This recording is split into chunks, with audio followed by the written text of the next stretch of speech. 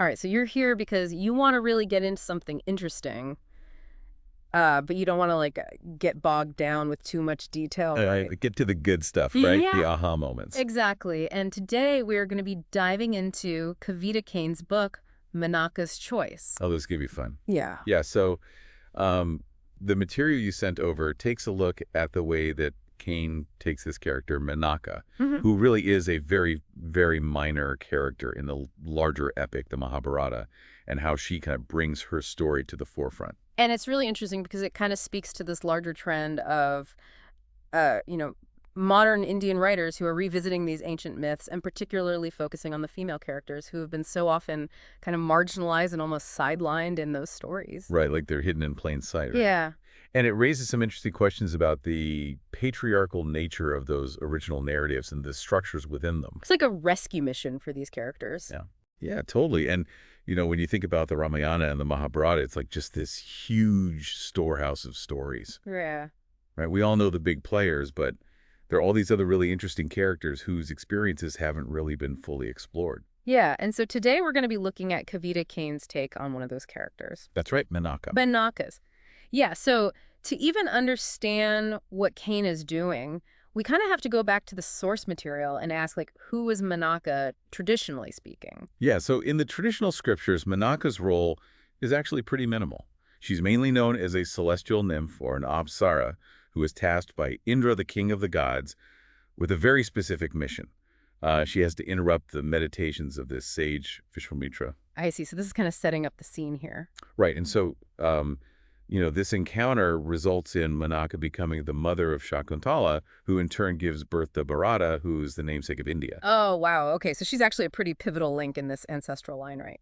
Yeah, she really is. But the Yeah. interesting thing is, if you look at the way she's portrayed in those older texts, you don't really get a whole lot of detail about her personality or her motivations, or even any sense of her really having her own independent agency. Right, so she's kind of more of a plot device than an actual fully fleshed character. Exactly. And that's one of the key things to understand here, right? It's almost like she's a beautiful instrument that's being used to achieve a certain outcome in this grand sort of cosmic order. Yeah. But it's an order that's dominated by these male figures, right? Hmm. And her role is really just functional to disrupt Vishwamitra and then the birth of Shakuntala, and that's kind of it. And this really kind of points to that larger issue of patriarchal control, even extending to the celestial realm and denying female characters like Menaka any kind of real autonomy or the ability to kind of follow their own desires. Right. It's not just like an isolated incident, right? Right. It's this like systemic kind of oppression that's happening. So now we have this really interesting context, and then we have these modern Indian writers like Kavita Kane who are coming along and re-engaging with these myths in a totally new way. So how does she approach this story of Menaka? That's the big question. Yeah, so Kane is very intentional. She chooses characters that have been pushed to the side, traditionally those on the periphery, and she really wants to kind of bring them to the center. So she's kind of taking this character who is essentially a tool and giving her her own sort of motivations and her own voice. Yeah, exactly.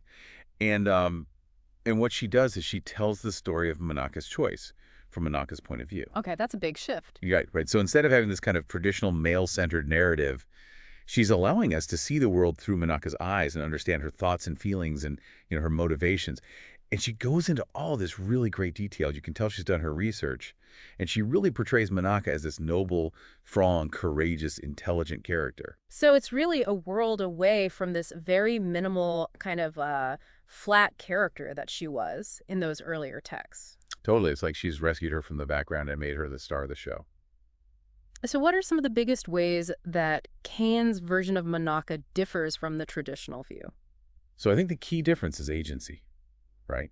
Like the ability for Menaka to act independently. Mhm. And, the traditional accounts paint her as just a pawn in this divine play that's being orchestrated by these male figures. But Kane shows her as this free spirit who actively resists the forces that are trying to control her, especially Indra, right? Right. She's not just blindly following orders. She's making choices even within this really limited kind of celestial existence. And it really kind of highlights that power imbalance, right? That's so inherent in those traditional portrayals. Yeah, absolutely. So this makes me think about the larger social context of these stories, right? I mean, the Yeah. material you sent really talks about how women in ancient India had these very defined roles. Yeah, and the sources mention the laws of Manu, these ancient legal and social texts. Exactly. And so these texts really kind of laid out this framework where women were expected to be subservient to men. Throughout their lives, it started with their fathers, then it was their husbands, and then their sons. And these laws basically stated that a woman's main duty was to serve her husband and his family, regardless of what he did. So it was a very one-sided kind of relationship. Right. Uh, And they were pretty much denied any kind of equal opportunities. yeah, it sounds incredibly restrictive. So how did these ancient texts and myths actually help to maintain this kind of social order? So they were often used to justify and reinforce these patriarchal norms. They would define a woman's role primarily as a caretaker, someone who's really consigned to the home, right? And they would use these narratives to rationalize the lack of equal opportunities for women. So it created this whole cultural and religious framework that really limited women's autonomy. It's fascinating, isn't it? You have this backdrop of historical limitations on women, but then you have the emergence of modern thought and this kind of rights-based constitution that really opens up the space for writers like Kavita Kane to challenge those very norms through their work. Yeah, it's like this huge shift. Yeah, so how do those modern influences pave the way for these new interpretations, do you think? So you have education, you have these modern ways of thinking, and then most importantly, you have the Indian Constitution, which grants women equal rights. So Kane is writing in a time where these rights are legally protected. Yeah, it's a very different world. Right. And the material suggests that her ability to celebrate women's rights in her writing is directly linked to this new democratic framework. I see. And she's not alone, right? She's part of this whole tradition of Indian women writers in English. Oh, like who? Like figures like Toru Dutt and Shashi Deshpande and Kamala Das, just to name a few, who challenge those same patriarchal ideas in their own work, and they present characters who are modern and educated and independent. Right, so they're basically using storytelling to kind of rewrite the narrative. Exactly, and they're doing it in a way that's both powerful and engaging. So how do these modern writers actually go about using mythology to kind of explore this gender consciousness, as the source material calls it? Right, that's the question. Yeah, so they basically revisit these mythologies with this idea of updating the female characters. They're fictionalizing them in a way that allows them to explore these themes of individuality and freedom and strength and resistance. I see. It's like a whole new perspective on these really old stories, right? So they're uncovering this potential for agency that may have been overlooked or even intentionally suppressed in the earlier tellings. So Kane takes this really silent figure, Menaka, and gives her this voice to challenge the system that tried to keep her quiet. And let's talk a little bit more about that title, Menaka's Choice, because it feels loaded. It almost feels like a contradiction considering how Menaka was traditionally portrayed. Is she really depicted as having genuine choice in the novel? That's such a great question because the title really highlights this paradox, right? Right. Traditionally, Menaka seemed to have absolutely no autonomy whatsoever. Right, she's a celestial nymph and she's kind of bound to these rules. Exactly. And, ancient texts often portrayed women, especially in these types of roles, Yeah. as being completely subject to the desires and commands of these male authority figures. Okay, so what are some of the specific limitations that are placed on her within Indralok? So the novel explores how she has these personal desires. She wants to marry Vishwavasu, a Gandharva, and she wants to leave Indralok. But Indra is this really jealous and insecure figure, and he prevents their marriage, and he even banishes Vishwavasu from heaven. Wow. Yeah, and he basically sees Menaka as this object that he can use for his own purposes, but he's also really possessive of her. It's almost like he can't stand the thought of her being with anyone else. Right. And so the rules of Indralok, as Kane depicts them, really don't allow for any kind of genuine romantic freedom for the Apsaras. So they're trapped. Yeah, pretty much. But Kane's novel offers a completely different perspective. Yeah. So how does she actually show that agency that's suggested in the title? How does Menaka actually make choices? Right, right. So in Kane's reimagining, Menaka is not simply a tool to be used against Vishwamitra. She actually willingly accepts the task because she wants to escape Indra's control and these really oppressive male-centered power structures of Indralok. So she has her own reasons. Exactly, and that's a really significant shift from the traditional narrative. And the novel shows her independent spirit and her resistance through her actions and even her words. Like at one point she says, I will be battling for not only justice, but for dignity. Wow. Yeah. And so through Menaka's experiences, Kane is able to kind of shed light on the suffering of women within these patriarchal societies. And she really advocates for gender equality. And one of her main points is that it's your actions and your choices that determine your destiny, not your birth or your status. And what's really interesting is that the novel also kind of reveals that the apsaras in general are really just these controlled objects under Indra's rule. So she's speaking to this larger kind of systemic issue. Exactly. It sounds like Kane also really delves into Menaka's inner world and the sacrifices she has to make. Oh, absolutely. So the novel explores her desire for family, something that she's ultimately denied when she has to go back to Indralok. And we also see her willingness to sacrifice her own immortality for the sake of her daughter Primavada. Wow. Yeah, and Kane also portrays Menaka's empathy and concern for the other Apsaras like Ramba, and she highlights the injustices that they face within this patriarchal system. Right, so she's not just thinking about herself. No, not at all. And even a character like the sage Kanva recognizes Menaka's strength and will. He observed that she acts decisively, even if it means suppressing her own happiness. That's really powerful. So Yeah. Kane is really redefining Menaka and moving her far beyond this traditional image of just a seductress. What kind of new identity does she craft for her? So Kane basically transforms Menaka into this independent, assertive, responsible woman who takes ownership of her actions. And the novel challenges this stereotypical view of her as just this deceiver. In one really powerful scene, Menaka confronts Indra, and she says, "Why is it always women are defined by the men?"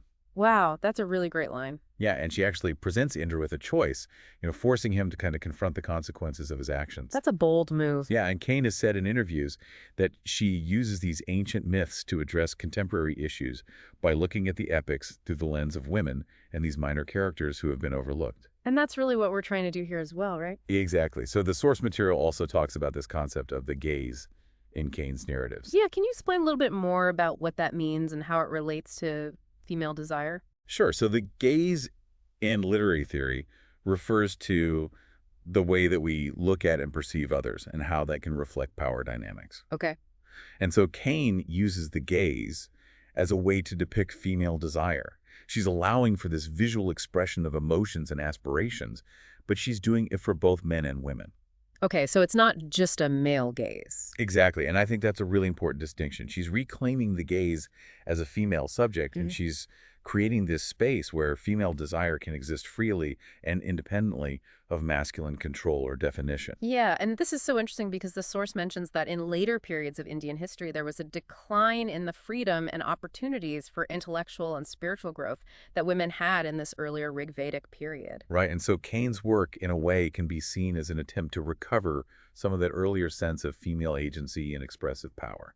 That's so fascinating. And it's really interesting that Kane consistently returns to these marginalized female figures in her other novels as well. Yeah, she does. So what can you tell us about that?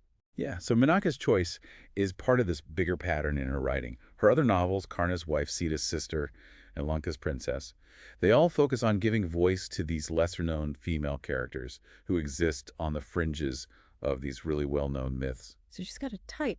Yeah, you could say that. And these works consistently explore feminist themes like resistance to class and gender discrimination and the assertion of free will. I see. And what's really interesting is that while Karna's Wife is set within human society, Menaka's Choice and Lanka's Princess take place in these otherworldly realms, right? Heaven and Lanka. Oh, that's interesting. So it suggests that the marginalization of women isn't just confined to the human world. It can exist even in these elevated or powerful realms. Right, so it's a systemic problem. Exactly. And that brings us to the portrayal of heaven in Menaka's Choice. It's not exactly the paradise you might expect. So it's not all harps and angels. Not quite. So Ketan actually depicts heaven as this really patriarchal place. Menaka is denied the right to love freely, and she's actually punished for her relationship with Vishwavasu. Wow. Yeah, and the laws and norms of heaven basically mirror the patriarchy and male dominance that we see in the human world. Yeah. So it implies that there's no true escape for women, even in the divine realm. Right, even in heaven, they can't catch a break. Pretty much. And Menaka actually points this out herself at one point. She says, "We are but a Gandharva and an Apsara, destined to give pleasure to all but ourselves. And it is in such a heaven we live." That's so sad. Yeah, it really is. And she directly criticizes Indra for the lack of equality in his heaven and refers to herself as a reluctant seductress. That's a powerful image. Yeah, and even the presence of issues like rape and unrequited love, which we see in Rama's story, further highlight the imperfections of this kind of human-constructed idea of heaven. And it shows how the Apsara's own desires are suppressed. Yeah, it's like they're trapped in this gilded cage. Exactly. So it sounds like rebellion against these structures and the assertion of individuality are really key themes in this work. Absolutely. How do those themes kind of play out in Menaka's choice? Well, you have Vishwamitra who rebels against this rigid social hierarchy of Indralok, and that becomes this really powerful symbol of challenging the established order. I see. And then in contrast, you have Menaka's relationship with Vasu, which is portrayed with respect for her desire and the sense of mutual acceptance. Okay. Yeah, and Menaka herself describes love as starting with this visual connection and then leading to desire and determination. Interesting. Yeah, and even Shakuntala asserts her own free will by choosing to raise her child independently and rejecting those societal expectations. So all of these characters are kind of pushing back against the constraints that have been placed upon them. And the source mentions that Menaka is kind of unique in that she's not as bound by duty and traditional morality as some of Kane's other heroines. That's right. So how does that kind of set her apart? Well, because she belongs to this heavenly domain, she operates outside of the strict moral constraints that govern human society in Kane's other novels. Yeah, and Indra actually calls her out for humanizing their world. He prefers a Menaka who's obedient and conforming. Right. But there's this subtle irony in the narration that suggests that it's ultimately impossible to enforce that kind of complete obedience. Yeah, you can't control people's desires forever. Exactly. And Manaka's struggle is really for her own personal happiness, even if it means breaking the rules and going against those conventional notions of what's considered good. It's really interesting that a character who's often labeled a seductress and who you would think would be kind of an outcast quickly becomes this really sympathetic figure. Yeah, that's a great point. So what do you think Kane is exploring through that? So by focusing on Menaka, who's often seen as an outsider because of her association with pleasure and desire, Kane is challenging those societal norms and expectations. Yeah, because even though mortals desire her, she's not fully accepted within their social structures. And the parallel subplot with Purava and Ramba kind of reinforces this idea. So Kane is suggesting that these restrictions on female desire that we see in heaven are really just a reflection of the patriarchal control that's happening on Earth. Right, so it's a way of looking at the human world through this kind of mythical lens. Exactly. And she's arguing that women are not just objects, they have intellect and reasoning abilities, and they should be able to make their own decisions without being judged for it. So she's really getting at this fundamental conflict between free will and the impositions of patriarchy. Precisely. And Menaka's punishment for disobeying Indra is a reflection of the way that society punishes women for expressing their own desires. It's like she's using Menaka's story to hold up a mirror to those societal norms. Exactly. Mm. And by setting this conflict in this mythical realm, she's able to really highlight the tension between individual autonomy and these patriarchal structures. And what's interesting is that Menaka actually questions her situation and challenges Indra's authority, which is something we don't always see in these types of stories. Right, she's not just passively accepting her fate. Exactly. And that's what makes her such a compelling character. So how does Kane go about redefining this idea of being an outcast through Menaka? Right, because it's not the traditional kind of outcast narrative, is No, it? not at all. So in Kane's version, Menaka's outcast status isn't really about morality. It's about her having these independent desires that conflict with the patriarchal order of heaven. So it's not about her actions, it's about her thoughts. Exactly. And this leads to her captivity within heaven rather than social ostracization on earth. I see. And while those earthly ideas of chastity might not apply in this heavenly context, there are definitely other forms of suppression of women's sexuality at play. Okay, so there's still a double standard. Right, and Menaka makes this really powerful statement. She says, "My desires should not shame me, and I desired Vasu enough to marry him, to have him for myself." Wow. So her being an outcast isn't about a moral failing. It's about daring to challenge those established power structures. Hmm. And that's what makes her so revolutionary. It's almost like she's a proto-feminist figure. Yeah, you could say that. And Kane is very deliberate in the way she dissects how even in these mythical realms, women are often objectified and reduced to their sexuality. Yeah, it's like even in heaven, they can't escape those patriarchal norms. Exactly. And so even the rules of heaven, as Kane portrays them, restrict women's sexuality. and they often treat them as these commodities for pleasure. Right, it's like we make love and leave, as you mentioned earlier. Exactly, and Menaka refuses to be defined by that kind of utilitarian status. Right, she wants more. She wants agency. She wants to be seen as a whole person. Hmm. And she insists that her desires shouldn't cause shame. And this kind of ties back into that whole idea of the gaze, doesn't it? Oh, absolutely. So how does Kane specifically use this concept to kind of explore the power dynamics between men and women? So she uses the gaze not just as an expression of desire, but as a way to analyze those power dynamics. Okay. Yeah. And she reclaims the gaze as belonging to the female subject. It's this deliberate gaze back at these hierarchical structures that are trying to control her. Right, so she's reversing the traditional male gaze. Exactly, and it's really powerful. And the source also mentions this idea of a social panopticon, where we internalize these social norms and expectations, and it becomes this kind of self-regulating gaze that can limit our freedom. Right, we police ourselves. Exactly. And so the Naka's choice highlights the oppression that people face when they try to rebel against these codes and how those power structures often punish that kind of audacity. So, by going back to these ancient Indian myths, what kind of larger point do you think Kane is making about gender politics and power? I think she's trying to show that these issues are still relevant today. They've persisted in different forms across centuries. And by re-examining these beliefs and portraying instinctual attractions in this really bold way, she's introducing new dimensions of thought within these traditional frameworks. And the female gaze becomes particularly important here because it allows women whose voices have often been silenced to express their own desires and perspectives from a position of power. Yeah, it's like she's giving them back their voice. Exactly, and that's so important.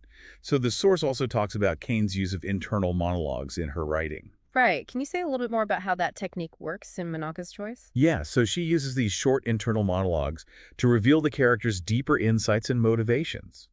It's like a close-up in a film that allows the reader to connect with the character's thoughts and feelings. I see. And while this technique is used extensively for the main character in Lanka's Princess in Menaka's Choice, Kane uses it even for the minor characters. Oh, that's interesting. Yeah, and I think it has to do with the focus and the plot of each novel, but in both cases, it really helps us understand those characters' internal worlds. It adds this whole other layer of depth, doesn't it? It really does. So it sounds like Kane isn't just retelling these ancient stories.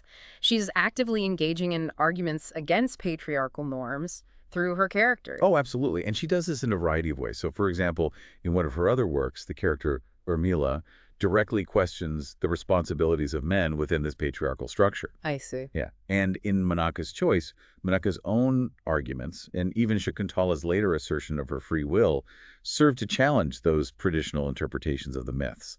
And they really advocate for individual choice and autonomy. Right. And Kane really encourages her readers to consider multiple and sometimes even conflicting understandings of these texts. It's like she's going beyond those mainstream and often male-centered versions of these stories. So she's really trying to get us to think critically about these narratives that we might take for granted. Exactly.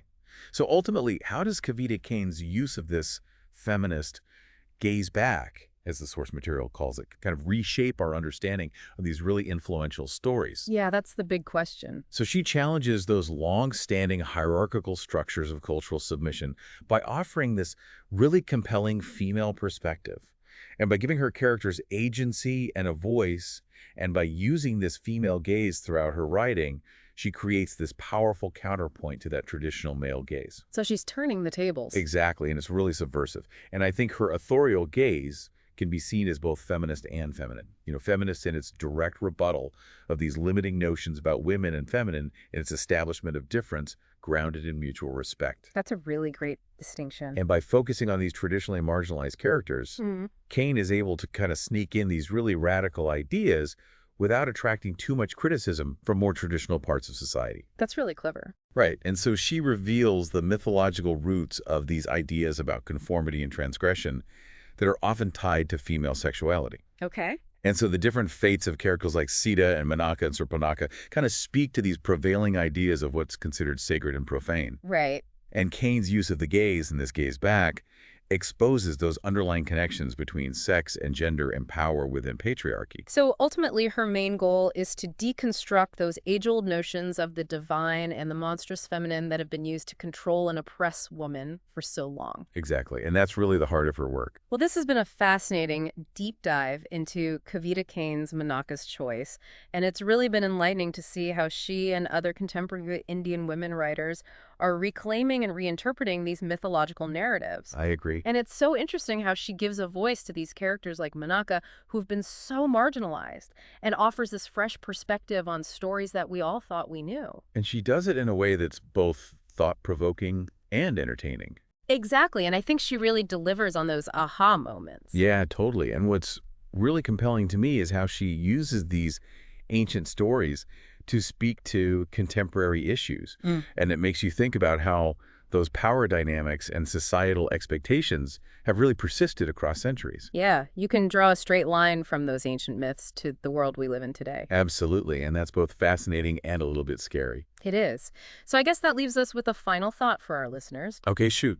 So think about how the act of seeing and being seen, this dynamic of the gaze, continues to shape our understanding of individuals and power structures in our own society. Right, like who has the power to look and who's being looked at. Exactly. And what does that tell us about those power dynamics? Right, who's controlling the narrative. And think about other figures in literature or history who might have been overlooked or whose stories have been told from a single dominant perspective. It's like there are all these hidden stories waiting to be uncovered.